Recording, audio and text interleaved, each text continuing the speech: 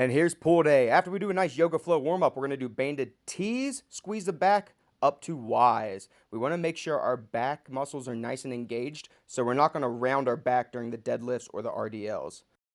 So notice I'm going to do a nice T, arms come out, or a reverse fly if you will, chest pokes out, keep the back engaged as we go over. Now the back is nice and activated, we are going to activate the glutes and hamstrings, nice kettlebell swings. It's a hinging motion, not a squatting motion. Hips go back, squeeze the glutes. Feel the hamstrings, squeeze the glutes.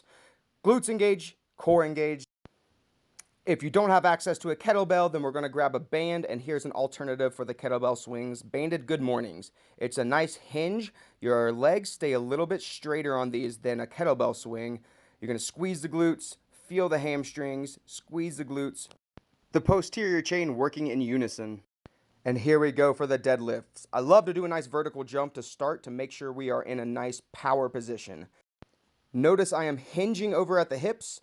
Hands go right outside the knees. I'm not squatting, I'm hinging. I love to do a nice top-down setup. Hips go up, hips go down, and then you're really going to feel those hamstrings pre-engage. Big breath, brace the whole body, push your feet through the floor, chest comes up. Breathe in. Notice the bar stays very close. I'm breathing in on the way down, breathing out on the way up. Hips go back, feel the hamstrings, flat back, squeeze the glutes, hinging over, bar stays close. If we don't have the barbell, that's fine. We're going to grab dumbbells and do RDLs, or Romanian deadlifts, or straight leg deadlifts, if you will. Notice the legs are staying nice and straight, hips are going back, feeling the hamstrings, squeezing the glutes. Back flat, squeeze the glutes, keep the core tight. If we don't have the dumbbells, or if we just want to try the good mornings, we're going to grab a band and kind of do that same motion. Hinging at the hip, back stays flat, hips go back, feel the hammies, come up, squeeze the glutes. It's a hinge. We're trying to get that posterior chain firing up, guys.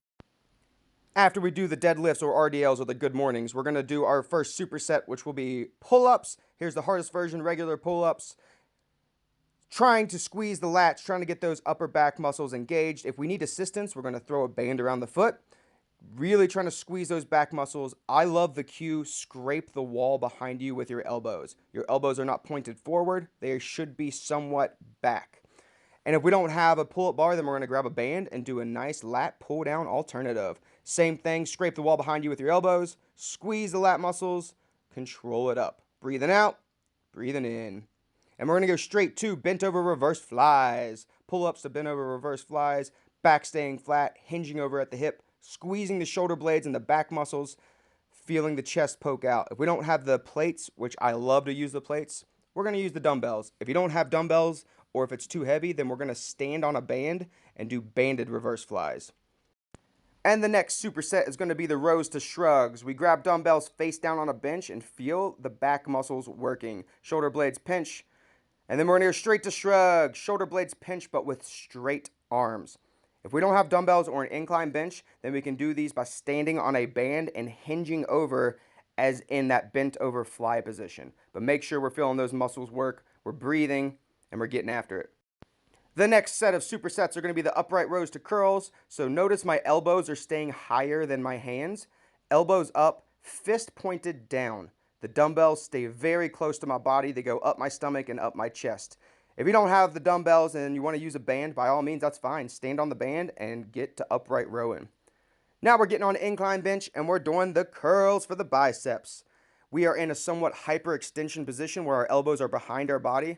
Feeling the biceps flex, controlling them down. Feeling them flex, controlling them down. If you want to, you can take a band and attach it to something behind you, like a door or a pole or anything, to mimic that position. And we're going to blast out with the ending of Zottman curls. Notice I'm turning my hands at the top, feeling the bicep kick on, turning my hands, and then it goes to that outside muscle, the brachialis. Back to the biceps as the palms are up. Flex, turn, keep tension in that upper arm. We're not just going up and turning and down, up and turning and down. We're feeling it flex, controlling it down. Awesome stuff, guys. And right after we burn out on the Zottmans, we're going to hammers. These are a little bit easier, so we do these after the Zottmans. Keep your palms facing each other, and we are still feeling that upper arm flex. We're not swinging our body. We're not trying to create momentum. We are trying to feel those muscles work. Getting sculpted, guys. I love it. That was a sweet pull day. Now we're going to cool down with a pigeon pose to make sure that our glutes and hamstrings are not screaming at us tomorrow. We really want to hit our different corners. We're going to breathe in, breathe out. Do not hold your breath. You're trying to feel that upper shelf of the glute, so it would be my right glute muscles. Open up and not feel seized up. You don't want to be leaving the gym feeling like a smashed bag of ass, guys.